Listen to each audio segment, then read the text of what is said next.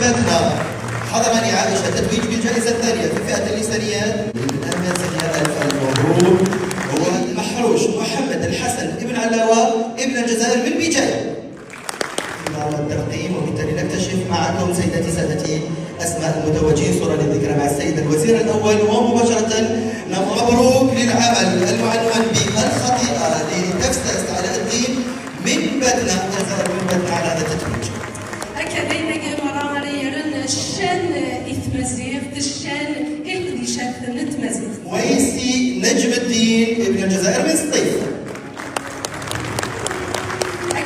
شهادة الجائزة موقعة من طرف السيد عبد المجيد تبون رئيس الجمهورية بالإضافة إلى قيمة مالية تمنح لكل فائز في كل فئة. مبروك لمزهود ناصر والعمل رب العائلة المهان من بجاية في فئة الأدب المعبر عنه بالأمازيغية والمترجم إليها. ونشير أن بالإضافة إلى القيمة المالية والشهادة هذه الأعمال ستنشر بالتنسيق مع وزارة الثقافة والفنون. مبروك لتيجت فادية من بجاية.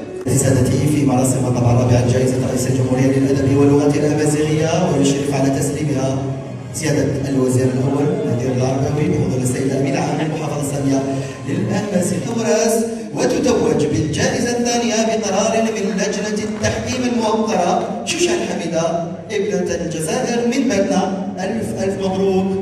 مبروك الجائزة الثالثة وتتسلمها الأخت فاطمة حمدي. أهلا وسهلا بكم. ماذا بينا نعيش دائما اجواء الطبعه الرابعه لجائزه رئيس الجمهوريه. أكاديميكس فرحان كنيد منا محسن دينا رايجرون الشان إثمازيغ الشان إونا ديالو دي تثليت التمازيغ مرايلين ورسن مرايلين نغن لقطة أكاد يوثن التصويرة. الجائزة الأولى من نصيب العمل المعنون معجم إلكتروني متعدد اللغات لحسان سندال ابن الجزائر من بويرة.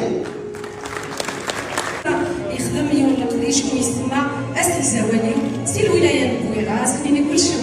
ويقدم الشهادة السيد نذير العرباوي الوزير الأول. في فئة التكنولوجيات والرقمنة حجبت الجائزة الثانية لعدم توفر وارتقاء الأعمال إلى هذه المرتبة.